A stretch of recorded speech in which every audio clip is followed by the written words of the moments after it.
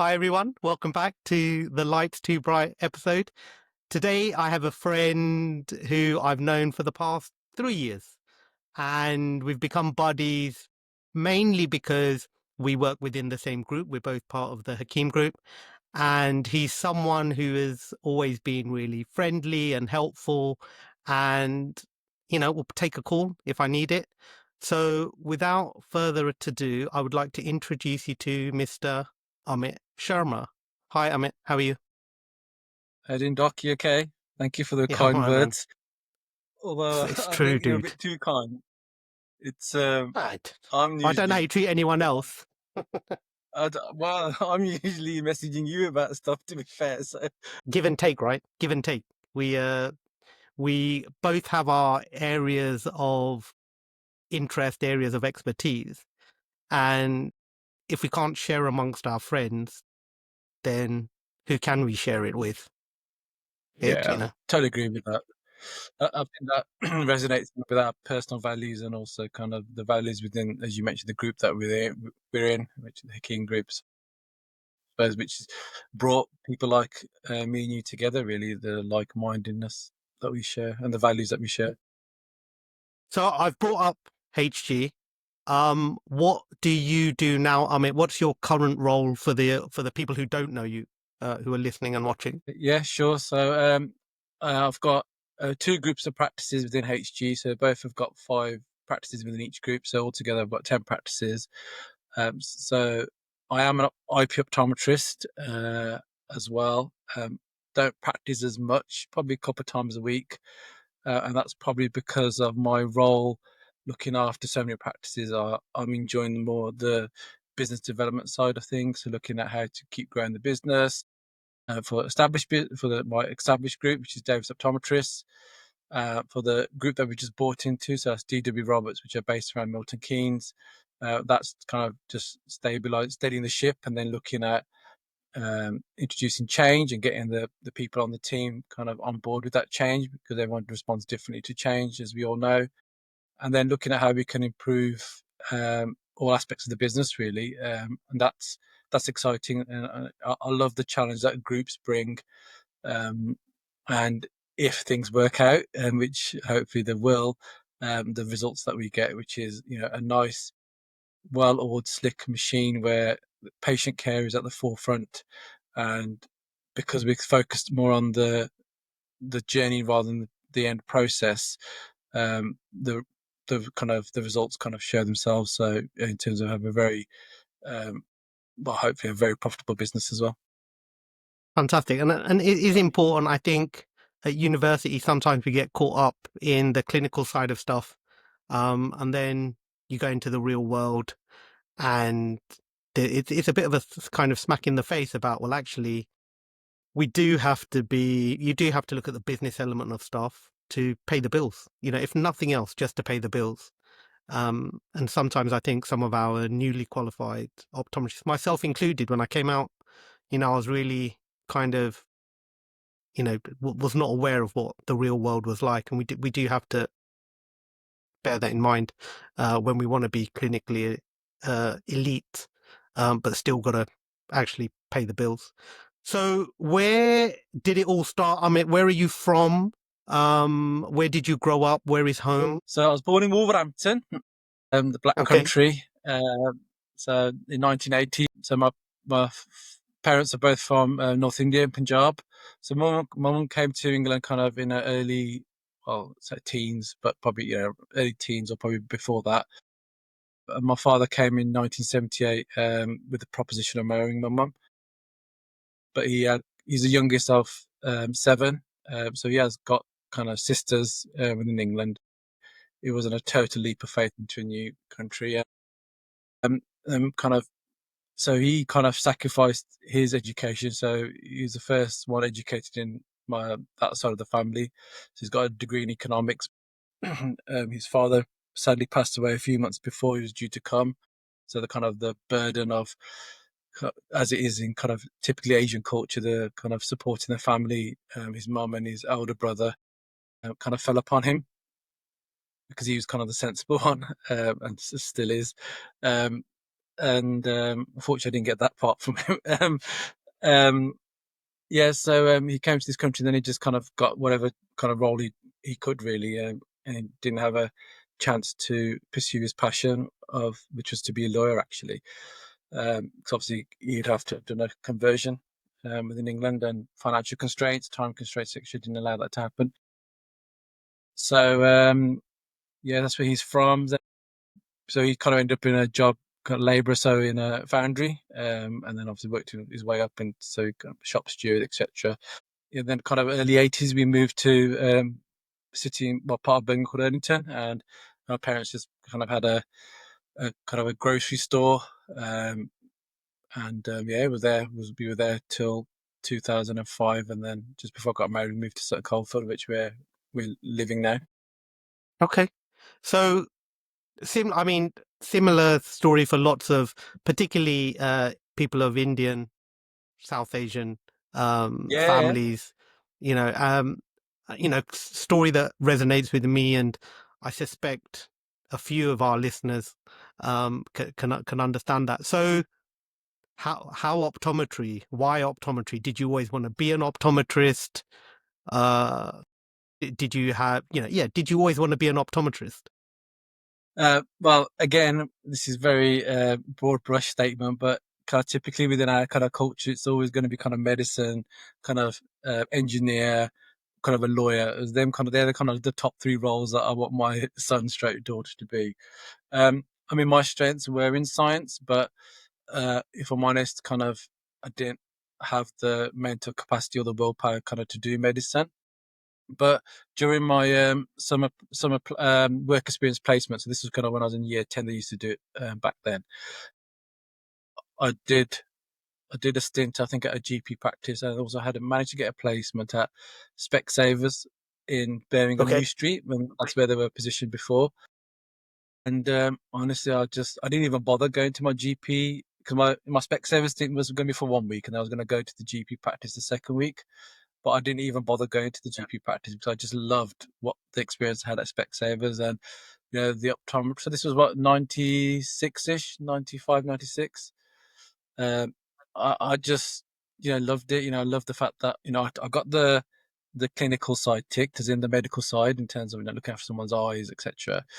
And also, I suppose, again, probably from that exposure, kind of my father and having a kind of a business, I kind of got that buzz out of the retail side of it. So kind of selling an optical appliance, be it contact lenses or spectacles.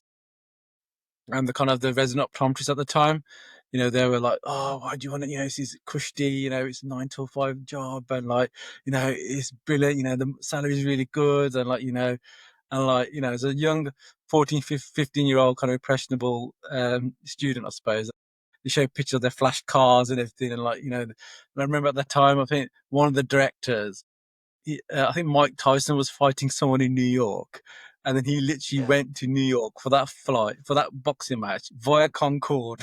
So like for the Wow. weekend, and like, Yeah. Yeah. so this was obviously when Concorde was operational, and like, so all these kind of little, all these kind of bits, just kind of thought, wow, like what a, and then obviously the entry requirements. When you kind of dug deeper, it's not as well. It was nowhere near as tough as still is. Well, it is now. It's getting a bit silly now, but at that time, it wasn't as tough as kind of medicine and dentistry. So, yeah, I suppose that's kind of is a chance of finding, I suppose, optometry. But I've not looked back since. Touch wood. So, Fantastic. Where did you go to where uni? did you go to uni? University of Bradford. So I wanted to go to. So I'm a very I learn more kind of by doing things. I think it's kinesthetic learner. Is that? I think that's. Always forget the phrase. I So have kind of no at the idea, mate. universities, well, I'm sure someone will correct me in the comments. Yeah. Not enough At least people you'll are get one watching. comment. There aren't any comments, so it's all right. Don't worry. Just me and Yeah, you. you better get one at least. Eh? um, yeah, so yeah, I mean, I learn more from kind of practically doing things. So that's just my learning style. So from the university at the time, the ones that kind of resonated with me, or that I felt the course structure was kind of to my strengths, was kind of Bradford and Cardiff. I absolutely loved Cardiff. it was just like the white buildings, everything was just, oh my, I just literally fell in love. But the offer was like, I think it was like, my offer was A and two Bs or something, and I just thought, if I don't, if I, if I don't make that, then I've got no backup plan potentially. So I just decided to edge my bets, and I put Bradford as my first choice. Also, as well, my dad has got, well, at that time, three sisters living in Bradford. So, his real sisters. So I thought, and one of them, she's a widow, and I'm kind of really, she's like my kind of second mom to me. So she's got no children either. So I thought I kind of maybe save my parents some money as well, like not stay in halls or kind of rented accommodation, stay with her. She gets a little bit of company. So again, there's lots of kind of factors with kind of between my choice of Bradford as well. So and that's why I chose Bradford as my first choice, and that's where I kind of ended up. I mean, that's really nice. Like, not, I don't know many people who would do that. They might have gone there because they have relative there and then stayed close enough but far enough away, if that makes sense. So that you can pop in and give company, but to stay with your aunt, I think that's really, really nice. And yeah, whatever you say about not being a nice guy, dude, that's that's nice guy energy, written all over it. That's really, I didn't know that. That's really nice. That's touching. Well, I After think, I mean, Bradford, I'm still, now go on. sorry, I'm still very close to her. Touch her. She's kind of 80, and like even the kids, like they call her special grandma. So like Mother's Day, we kind of FaceTime her and stuff, so and all that kind of stuff. It's good that my wife and my children have also kind of, they respect that strong relationship I have with her, uh, and it's kind of followed through with that. So yeah, but I did. I know. I was assuming the next question you asked me what to do after Bradford, but I did get my Cardiff kick, by the way, because Okay. I managed to do later on in my educational career, I suppose, life. I managed to do my prof cert in glaucoma at Cardiff. I did actually. I have got a certificate from Cardiff, so I kind of ticked that box. I didn't get to enjoy Cardiff as much as I probably wanted to, but it was only, I think, a day visit or something. But actually, I was very fortunate because at that time I did my prosthetic glaucoma. Indy Gruwell was there, and he did it. He was doing it at the same time, so it was the first time I met Yeah. him. So again, Yeah. he's such a lovely guy like yourself, and again, just we were able to obviously kind of forge that kind of friendship, etc., with him as well. So I'm very fortunate. So my Cardiff experience, I really liked it as well, and it was actually my number two choice, but I really liked it. And my Cardiff experience was that's where I got to sit my PQEs. So Oh, okay. that, that was my experience of Cardiff, was sitting PQEs. As like tough, tough. You did old school PQEs, right? Or were you first Yeah, generation yeah, yeah. So new school I was fortunate PQEs? to do my PQs at Bradford as well. So I was quite Okay, lucky. Yeah, that was a horrible year. not fun. Where did you do pre-reg? Who did you pre-reg with? So back in the time, so Vision Express used to do kind of, well, sorry, not just Vision Express. The multiples used to do kind of summer school placements, and that was kind of like a feeder for um, pre-reg, kind of getting offered a pre-reg placement. And so uh, I wasn't successful in my interview with Boots or DNA, but I was successful with Vision Express, and that's where I did my summer school placement at Trafford Centre.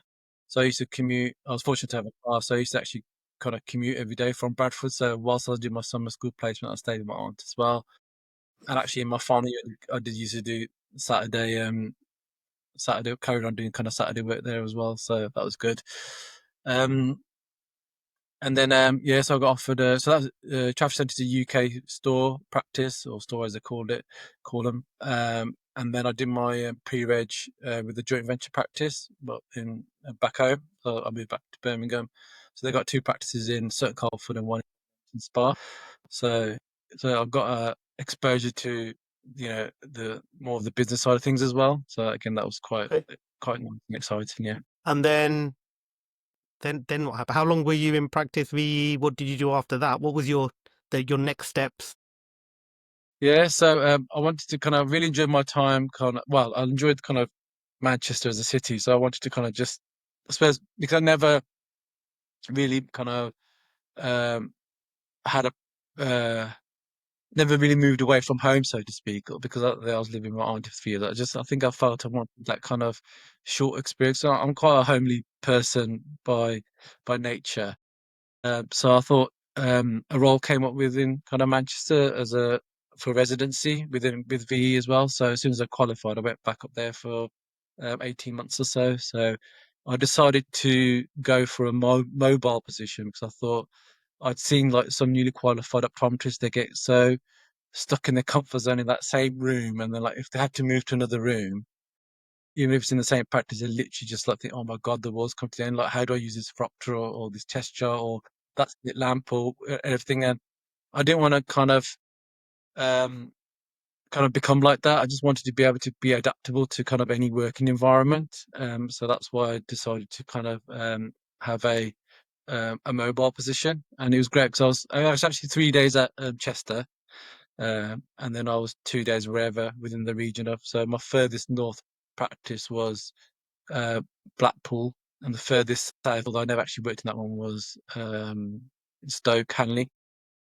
So that was the only one I didn't work in. I worked in all the others, but yeah, it was great. It was great sometimes because I'll rock up at like say Chester, and then I'll get a phone call, oh, someone's called in sick, so can you go to, you know, blah blah blah, and then, you know, by the time you get there, it'd be like 12 o'clock, and because of traffic or whatever, and so it was fun. It was good, really, meeting lots of different people and dealing with different demographic of patients. So like Birkenhead, high pathology, older patients. Then your Trafford Centre, young patients, high average order value, average dispense value. And then Liverpool City Centre, they just opened the new optical lab there. That was again high average order value, younger patients. And then Blackpool's tough. I hate working, but genuinely hate.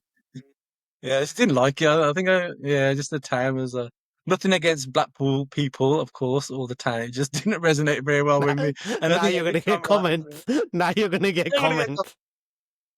you said he was nice, but like every time I went, it was like raining, miserable. And then like I just used to have the worst clinics ever as well. Like, oh, it's just like, yeah, like them days are like 20-minute tests. So like, so at least for some practices now, 20-minute tests and like, a lot of pathology and like, you literally like squeezing the pips out for a batch of values. Oh my God, this is hard. Yeah, you're earning your money uh, when Oh when man. you're in some places like that. So when did you first get into the business side of things? When did you first go, right, I'm ready to be a business owner? I don't know if I'm ready now, to be fair. As I said, I suppose kind of my parents' background. I mean, regardless of what it is, it's still a business, whether it's a convenience store or an optician, you're still kind of providing a service and you're still providing a product. So although I always said, oh, I never want to have a shop, it's quite ironic now. I got 10 of them. So, but I enjoyed that side, but I do get a buzz from the retail side of things. And as I said to you earlier on in the start of our conversation, the one thing that I really enjoyed in my work experience placement at Specsavers was the retail side, the buzz I got of kind of giving really nice eyewear to kind of patients. So yeah, so it was always back in my mind, and again, kind of family pressure. You've well, not pressure. Sorry, my dad kind of saying, maybe the entrepreneur in him says, son, I really would like you to kind of, you have your own business, because there's nothing more um, fulfilling than kind of having your own basically, and something to kind of show for your hard work and things like that. So yeah, so that was always on the back burner, and I ended up kind of having after a little bit of a sabbatical. So I kind of left VE when I came back down south. I went to work for Optical Express for 18 months. So I did the pre and post laser stuff with them. Uh, but that was mainly covering my base practice didn't do that, so it was mainly covering if someone was on holiday at the Birmingham New Street, where when there's a new street, and he suddenly went up to Sheffield as well. But it was good, it was tough again because like they didn't give you any extra time to do the other tests, so you had to do all the pachymetry, the dilation, have the conversation with the patient, so the counselling and everything, all within that whatever it was, 25 minutes or something. But yeah, it was good, I enjoyed it, and you know, luckily I didn't see any horrible stuff kind of during my post follow-ups and stuff. Mm. Yeah, and then at that time, knowing that I was in talks with Vision Express, opportunity came to work for Boots. they were kind of starting this Optom manager kind of dual role. So I thought, a Yeah. big organization like Boots, they're just known for their, great structure and everything and training. So I thought I might as well kind of, learn from them really. And so I was with them for a year, during which I got married, and then the opportunity came up to get my first Vision Express franchise at that time because they kind of changed their model, and that was a new start practice in Stratford upon Avon.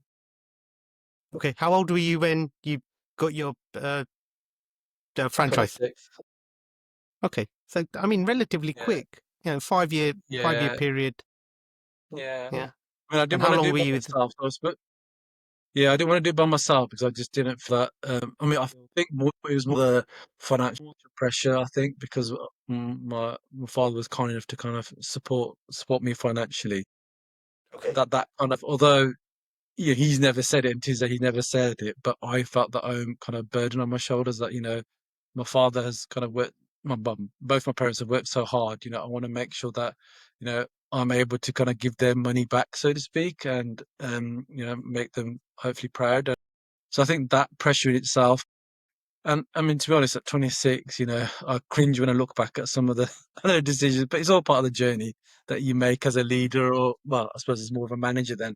Uh, no one's really born as a leader unless you're exceptionally talented, but most of us aren't.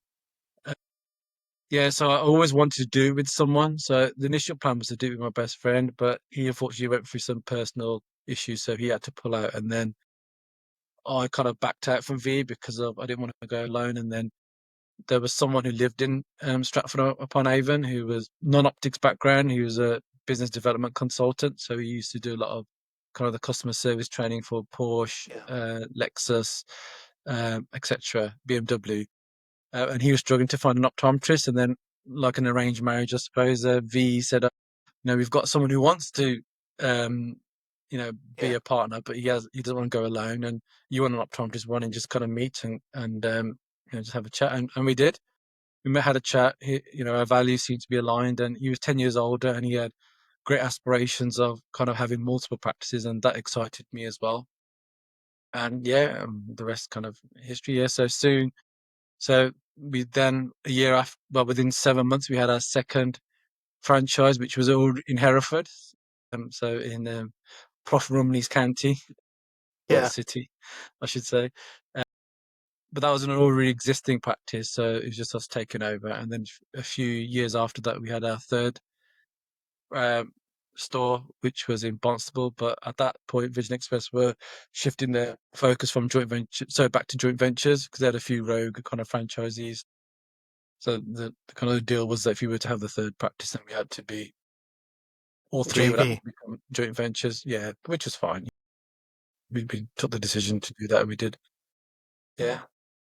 For those people listening who don't quite get what a JV is, are you able to very quickly summarize the difference between a franchise and a JV? So, okay, I'll try my best. So, a franchise, so there's lots of franchise. Example of other franchise would be like kind of Subway, kind of McDonald's. So, you are utilizing the brand. So, in this case, for myself, it was Vision Express. But with that, you pay a fee. Um, so, with that fee includes things like marketing, um, HR support, and it's normally a percentage of your turnover. Okay.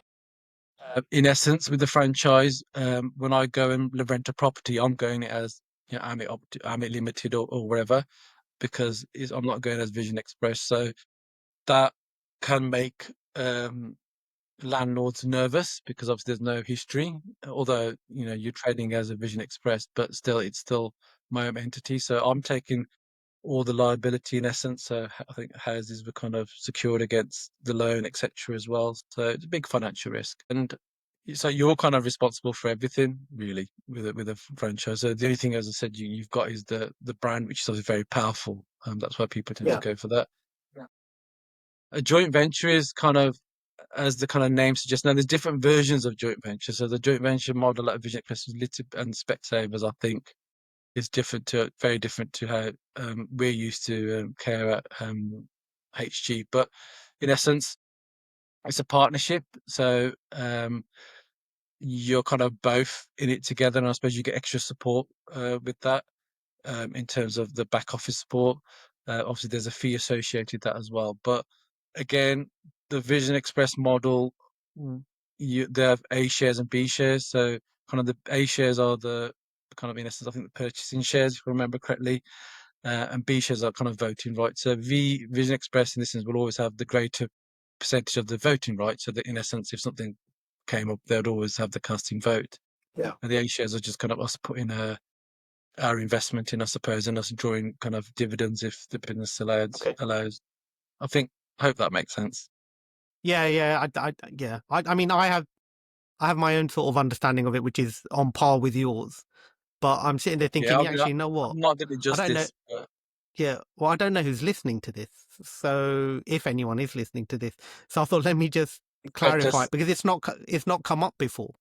You're the first multi-practice owner that has been kind enough to talk to me. So VE, how many years did you do with VE? Together from, well, if you include my summer school, from 2000 to 2019, with a break of about 2.5 years, so about 16 years. Yeah.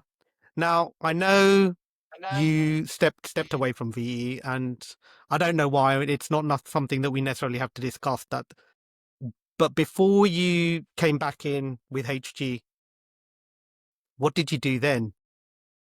Did you go straight out of VE into HG, or was there career gap? Did you Yeah, I decide you were did. going to do something else? I think I was at Crossroads. I absolutely loved my time with you initially. It was absolutely amazing. And, there's a lot of people during my early days who are actually now part of a King Group who work at HG. Just kind of at that time when I joined, owned by Grand Vision, so it's a very French people focused, premium, very premium kind of multiple. So if you wanted that kind of multiple experience and a premium product, kind of Vision Express was the place to go. Kind of like what happens, you get a change of CEO and the company kind of changes direction. So kind of over time, I'd say I fell out of love with kind of Vision Express because it wasn't what I signed up for. Now that's me personally. Obviously, they're very successful, and their decision was not based on Amit's practice, but obviously, 600 practices, which is the Yeah, right thing for them. And kind of hard feelings on that essence, but I didn't know kind of whether I fell out of it was VE or the industry, the optics itself, um, or or because of the drive. So at that stage, when I started to get kind of touchy feet, so about 2016, I was blessed with my fourth child, which was a surprise. I now know what I need to do. I've learned my lesson. Watch Netflix. And we had kind of consolidated our practices. So we just had the one practice in Hereford. So I was kind of traveling around about 4 to 4.5 hours a day. So that was kind of, with 4 kids and traveling and testing, and being in clinic. It was kind of taking its toll, really. And then one day I kind of fell asleep at the wheel. Luckily, it was at a roundabout, as in, so I wasn't traveling fast, 5 miles an hour, but I yeah, hit another car. No one was injured, but it was kind of a wake up call for me that I need to do something different. I need to change really. So it's round about then really I started to kind of so the summer of 2016 when I started to kind of think of an an exit plan really. It got quite complicated because Hereford's quite difficult to get to.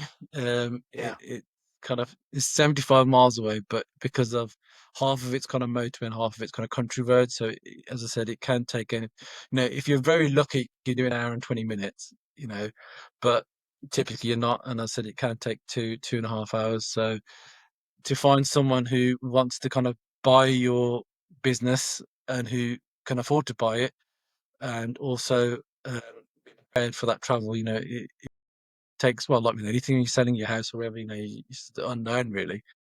And also at that time, my business partner wasn't sure whether he wanted to stay on or whether he wanted to go. So that kind of delayed a lot of the kind of the conversations. So I said it kind of ended up taking 3 years, just over 3 years, okay, just to kind of finally sell. So again, during that time, you get more and more.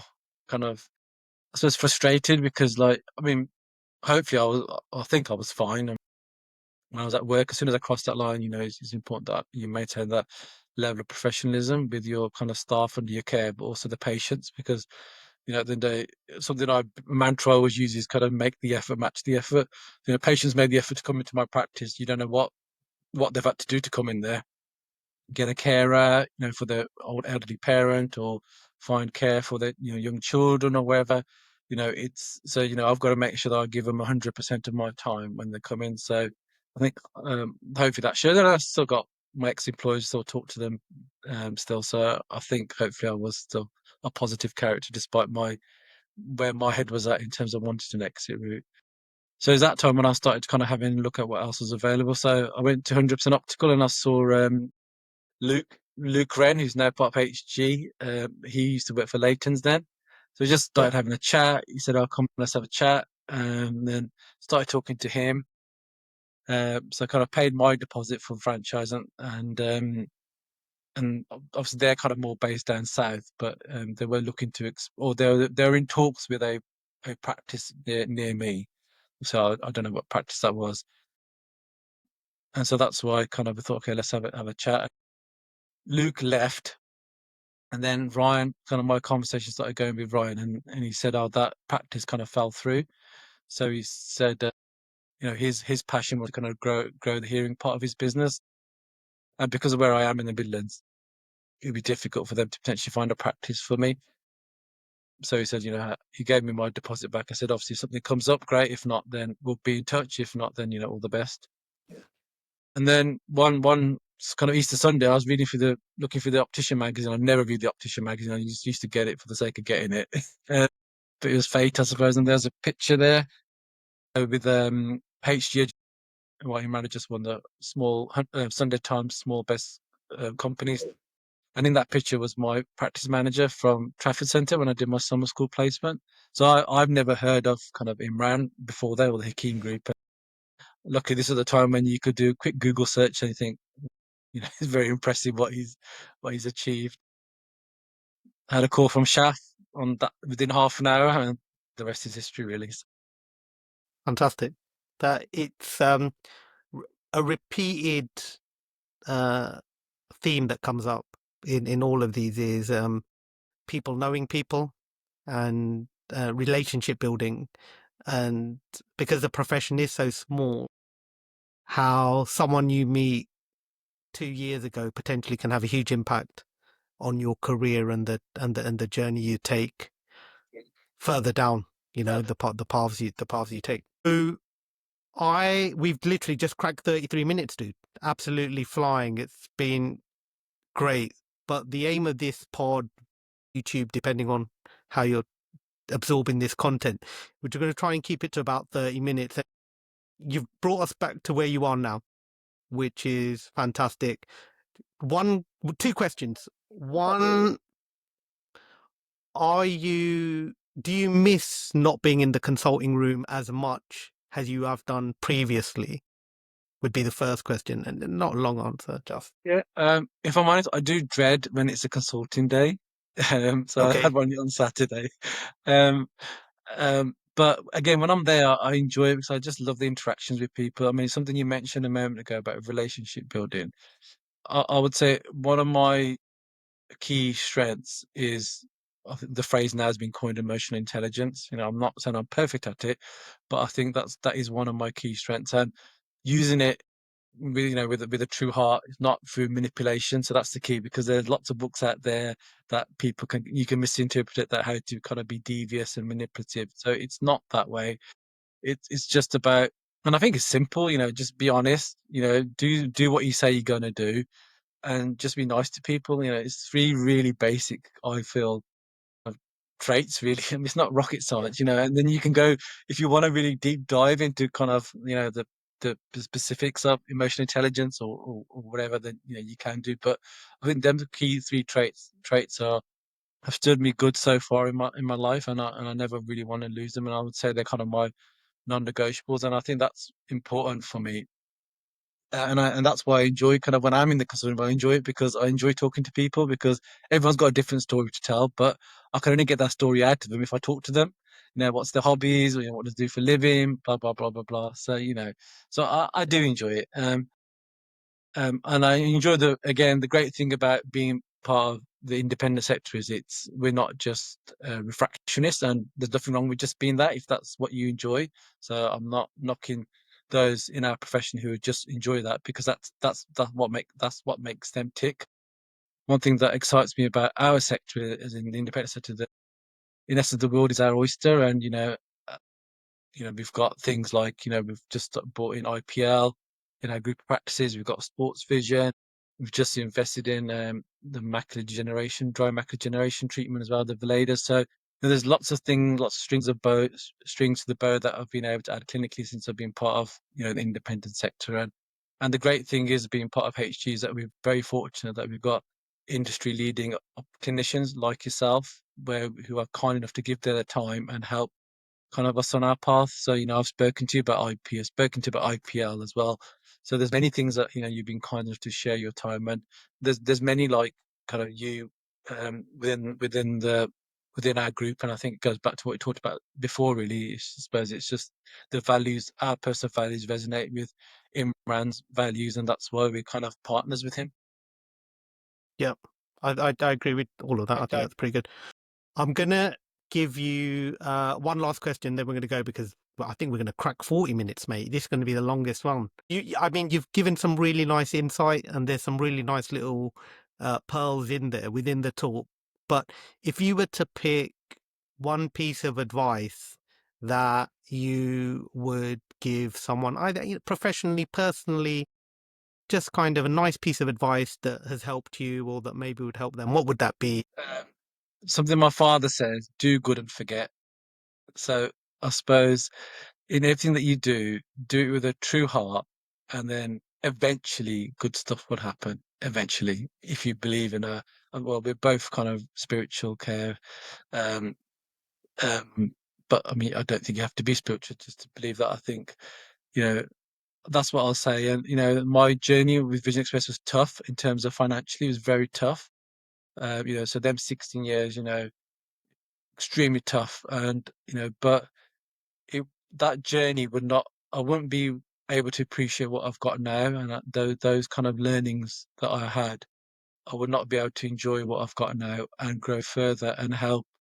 And I suppose that's why I like to kind of talk to people and help people. Now, I'm not saying I'm an expert because I'm far from an expert, but hopefully even if I say one thing to someone and I'm able to help them on their journey, I think that's me giving back to society really, because generally, we can't all do things alone. There's going to be someone in your life. It doesn't have to be a friend or your loved one or anything like that. It could be a stranger, that someone will come and they'll put you, just say something, do something that puts you on the path that the right path, whatever that right path is for you, either spiritually or financially or, professionally or whatever. I think things happen for a reason. And so I'd say just do things, have purity in the heart with whatever you do, and just don't give up, and but at the same time enjoy the lows, and then you'll be able to appreciate the highs. Well, not enjoy the lows, sorry. Take the lows in your stride, and then you'll be able to enjoy the highs even more, because that's life. Again, this is getting spiritual now. It's just, and no one's got That's a a different true. podcast. That's a different That's a podcast. different That's not podcast. me. Well, maybe that's one that you can, if your listeners like what we've talked about, maybe we can do another one on that. Life's never kind of plain sailing, is it? It's never, it's always up and down. It's just about you just got to try and enjoy, be optimistic.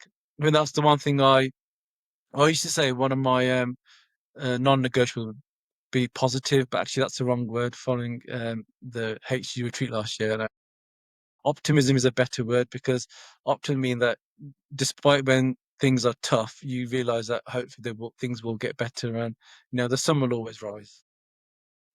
Fantastic. With that, I will thank you very much. And thank you, Amit, for taking the time to join me this evening. I It's been a will, pleasure, yeah, thank you very much. even though you've got a Liverpool shirt on. just for you, Things me. just for you. Oh man.